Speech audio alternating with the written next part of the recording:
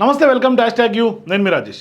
బీహార్ నుంచి రాజకీయ సమీకరణాన్ని సెట్ చేసినటువంటి ముఖ్యమంత్రి నితీష్ కుమార్ మరోసారి రెచ్చిపోయినట్లుగా సమాచారం. అంటే వార్తా ప్రపంచంలో అతని కోపాన్ని కొంత అతిశయోక్తి చేస్తున్నటువంటి పరిస్థితులు కనిపిస్తున్నాయి. ఇప్పుడు మోదీ కూడా నితీష్ అవసరం లేదనే కొంత సంకేతాలు ఇస్తున్నట్టు తెలుస్తుంది. అంటే నితీష్ కుమార్ ఢిల్లీ నుంచి తిరిగి వచ్చినప్పటి నుండి మీడియా కెమెరాలకు దూరంగా ఉంటున్నారు. నితీష్ కుమార్ ఈ విధంగా తన అసంతృప్తిని వ్యక్తం చేశారంటూ కూడా నిపుణులు భావిస్తున్నారు.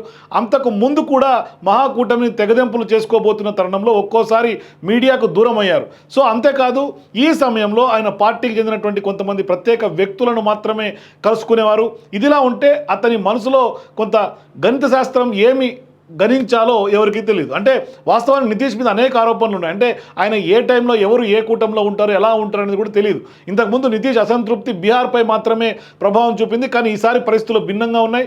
బీహార్లో ఏదైనా రాజకీయ గందరగోళం ఏర్పడితే అది ఖచ్చితంగా నేరుగా ఢిల్లీ రాజకీయాలు మరియు ప్రభుత్వంపై ఖచ్చితంగా ప్రభావం చూపుతున్న స్పష్టంగా చెప్పుకోవచ్చు. అందుకే బీహార్ ముఖ్యమంత్రి విషయంలో ఢిల్లీలో కూడా ఢిల్లీ పెద్దలు కూడా మరింత జాగ్రత్త పడుతున్నటువంటి సందర్భాలు ఉన్నాయి. ఈ వివాదాలన్నింటికీ మూలం హోంమంత్రి అమిత్ షా చేసినటువంటి ప్రకటన ఖచ్చితంగా చెప్పాలి. అందులో బీహార్ సీఎం ముఖాన్ని శాసనసభ పక్షంలో కొంత నిర్ణయిస్తామని కూడా చెప్పడం, సీఎం ఫేస్ ఎవరు కూడా అంటే ఖచ్చితంగా నితీష్ కుమార్ కాదని చెప్పే ప్రయత్నం అమిత్ షా చేశారు. అయితే దీనికి ముందు షా బీహార్లో నితీష్ కుమార్ను ఎన్డీఏ నాయకుడిగా అభివర్ణించారు. షా ఈ ప్రకటన తర్వాత స్టేట్మెంట్లు అట్లాగే దానికి సంబంధించినటువంటి లింకులు చూస్తూ ఒక కథను సిద్ధం చేసినట్టుగా చెప్తున్నారు. దాని ముగింపు ముఖ్యమంత్రి కొంత కోపం తెప్పించినట్టు తెలుస్తోంది. అతను మళ్ళీ కొట్టొచ్చు అని కూడా చెప్తారు. అంటే మరోవైపు బీజేపీ ఏమీ మాట్లాడకుండా నితీష్కు సింబాలిక్గా ఒక రకమైనటువంటి సందేశం ఇచ్చినట్టుగా అయింది. సో ఈ సందేశంలో ఒక పదం కూడా ఉపయోగించుకోవడం లేదు.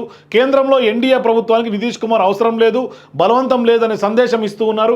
ఎందుకంటే వారి ప్రత్యామ్నాయం కొంత కనబడింది మహారాష్ట్ర ఎన్నికల తర్వాత. ఇటీవల శరద్ పవార్ కొంత ప్రధాని నరేంద్ర మోదీని కలిశారు. అప్పటి నుంచి చీలిపోయినటువంటి ఎన్సీపీ ఒక్కటయ్యే అవకాశం ఉందని శరద్ పవార్ పార్టీ కూడా ప్రభుత్వంలో చేరవచ్చిన చర్చలు జరుగుతున్నాయి. దీంతో పాటుగా శివసేన షిండే వర్గం, శివసేన ఉద్ధవ్ వర్గం మధ్య కూడా సాన్నిహిత్యం పెరుగుతోంది.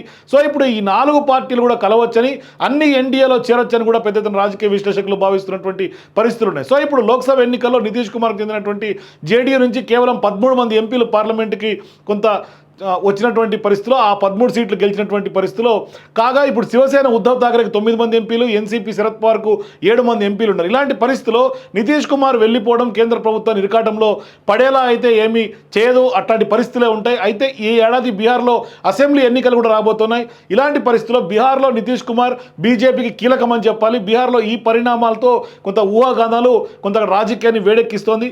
ప్రస్తుతం కొంత బీపీఎస్సీ అభ్యర్థులు బీహార్లో ఆందోళన చేస్తున్నారు. దీంతో ప్రభుత్వం వెనుకడుగు వేసింది. అయితే ప్రతిపక్షాలు ఈ అంశాన్ని పెట్టుబడిగా పెట్టుకునే పనిలో పడ్డాయి. ఇంతకుముందు బీహార్లో 3 డీజీపీలను మాత్రమే మార్చారు. ఆ తర్వాత కొత్త గవర్నర్లను కూడా నియమించారు. ఇక ఈ మార్పుల మధ్య నితీష్ కుమార్ ఢిల్లీకి వచ్చారు. మాజీ ప్రధాని మన్మోహన్ సింగ్ మరణానంతరం ఆయన కుటుంబాన్ని పరామర్శించేందుకు ఢిల్లీ వెళ్లారు. ఈ క్రమంలోనే ఆయన కాంగ్రెస్ నేతలను రహస్యంగా కలిశారనే టాక్ కూడా కొంత వినిపిస్తోంది. నితీష్కు తలుపులు తెరిచే ఉన్నాయని తాజాగా లాలూ ప్రసాద్ యాదవ్ మరోసారి చెప్పడంతో ఈ పవనాలన్నీ కూడా కొంత జరుగుతున్నటువంటి పరిణామాలు చూస్తుంటే ఖచ్చితంగా బీజేపీకి, ఎన్డీఏ కూటమికి నితీష్ దూరం అయ్యే అవకాశాలు ఉన్నట్టుగా తెలుస్తుంది. మరోవైపు నితీష్ కుమార్ కూడా ఏ విషయంలోనూ ఏమీ మాట్లాడకుండా కొంత సైలెంట్ మోడ్లో ఉన్నటువంటి పరిస్థితి. మొత్తం మీద ఇక బీజేపీ ఇస్తున్నటువంటి సంకేతాలు, అట్లాగే నితీష్ కుమార్ కొంత బీహార్ ఎన్నికల నేపథ్యంలో కొంత అమిత్ షా చేసినటువంటి ప్రకటనతో కొంత నారాజులో ఉన్నట్టుగా స్పష్టంగా చెప్పుకోవచ్చు. అంటే నితీషే మా నెక్స్ట్ సీఎం అని చెప్పే పరిస్థితిలో బీజేపీ లేదు. మహారాష్ట్ర ఫారంలో ఏ విధంగా అయితే ఫడ్నవీస్ని తీసుకొచ్చి సీఎంగా చేశారో అదే ఫార్ములా బీజేపీ ఇప్పటిదాకా బీహార్లో సీఎంగా లేరు కాబట్టి ఆ దిశగా బీజేపీ అడుగులు వేసే క్రమం మనకు కనిపిస్తుంది. ఈ నేపథ్యంలో ఒకవేళ ఎన్డీఏ కూటమి మరొకసారి గెలిస్తే నితీష్ కాకుండా మెజారిటీ సీట్లు బీజేపీ కైవసం చేసుకుంటే బీజేపీ అభ్యర్థిని సీఎం రేసుకొని నిలపాలన్న ఒక ఆలోచనతో బీజేపీ అధిష్టాన పెద్దలు ఉన్నటువంటి నేపథ్యంలో ఇప్పుడు ఖచ్చితంగా ఈ విషయంలో నితీషే ఎన్డీఏకి షాక్ ఇచ్చే అవకాశం ఉన్నప్పటికీ ఒకవేళ నితీష్ తప్పుకున్న ఎన్డీఏ నుంచి పెద్దగా నష్టపోయే అవకాశాలు లేదనేది ఇవాళ బీజేపీ అధిష్టాన పెద్దలు మోదీ భావిస్తున్నటువంటి నేపథ్యం మనం చూస్తున్నాం. మొత్తం మీద ఇక తాజాగా జరుగుతున్నటువంటి పరిణామాలు చూస్తే ఖచ్చితంగా నీ అవసరం మాకు లేదు అని మోదీ అట్లాగే అమిత్ షా తేల్చి చెప్తున్నట్టుగా స్పష్టంగా చెప్పొచ్చు. సో మీరు కూడా తాజాగా ఇండియాలో జరుగుతున్నటువంటి పరిణామాల పట్ల మీ అభిప్రాయాలను కామెంట్ రూపంలో తెలియజేయండి. For more videos please watch #.